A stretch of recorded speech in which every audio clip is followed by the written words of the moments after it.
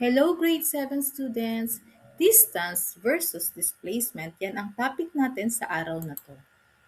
Habang nag-move or gumagalaw ang isang particle, nagkakaroon ng pagbabago sa kanyang location. Sa physics, meron tayong dalawang physical quantities na ginagamit para ma-describe ang pagbabago sa location. Subalit ang distance at displacement ay parehas nga lang ba? Sa araw na 'to, ipapaliwanag ko sa inyo ang mga properties ng distance at displacement. Mauunawaan nyo ang pinagkaiba ng dalawang physical quantities na 'to. Magbibigay din ako ng mga halimbawang sitwasyon na kung saan i-compute natin ang total distance and displacement. Okay, so simulan na natin. Una sa lahat, ang distance ay isang scalar quantity. Kapag sinabi natin na scalar quantity, magnitude lang, hindi niyan kino-consider ang direction. So ito ang definition ng distance. Distance is the total length of path followed by a particle. Meaning, ina-add nito lahat ng path sa dinaanan ng isang object. Nakadepende ito sa path na na-travel, hindi lang doon sa starting at ending points. So, distance travels is always non-negative number, meaning lagi itong positive. Displacement is the overall change in the position of the object from the start to finish. Displacement is an example of a vector quantity. Many other physical quantities, including position, velocity, and acceleration, are also vectors. So, in general, a vector quantity requires the specification of both the direction and magnitude. So, halimbawa, 30 meters north. Para mas maintindihan nyo, magbibigay tayo ng mga halimbawa. So example number 1, a high school student named Alvin walks 4 meters north, 3 meters east, and finally 4 meters south. During the course of his motion, ang distance ng path niya is 11 meters. Meaning, distance is the summation of all the individual distances covered all throughout the travel. So how about displacement? Paano i-compute? From the definition that displacement is the shortest distance from the starting point up to the ending point. Therefore, Albin's displacement is equal to 3 meters. Then, ang direction ay going to the right.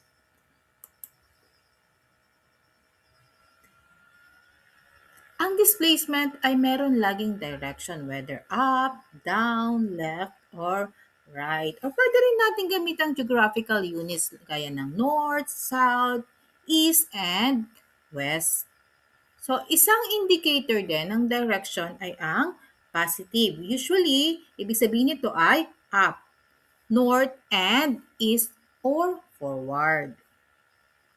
While the negative means left, down, south, west, and backward signs can show the direction.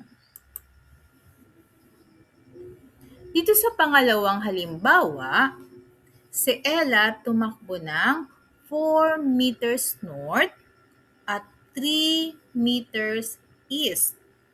Para ma-compute ang total distance, kailangan i-add lahat ng path na dinaanan ni Ella.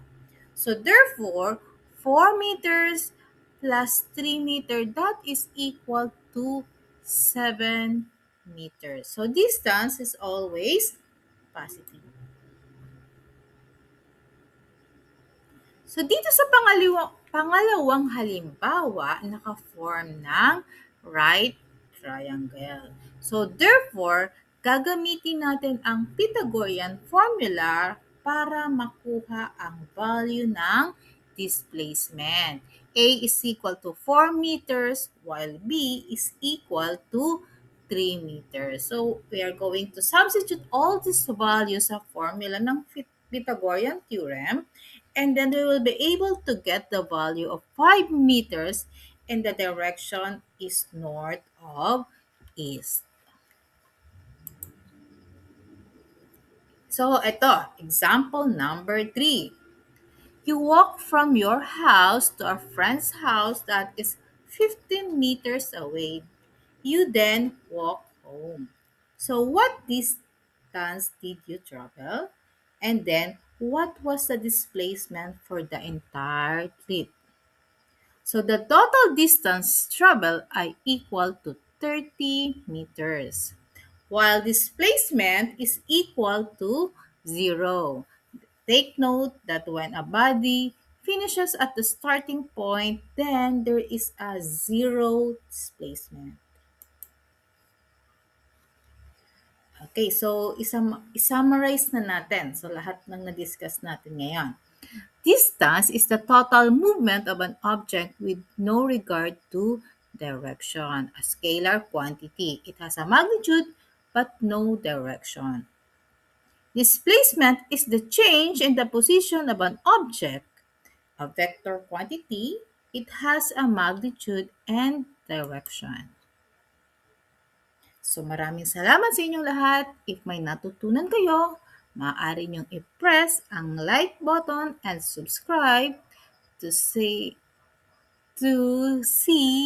updated materials. So see you next time. God bless.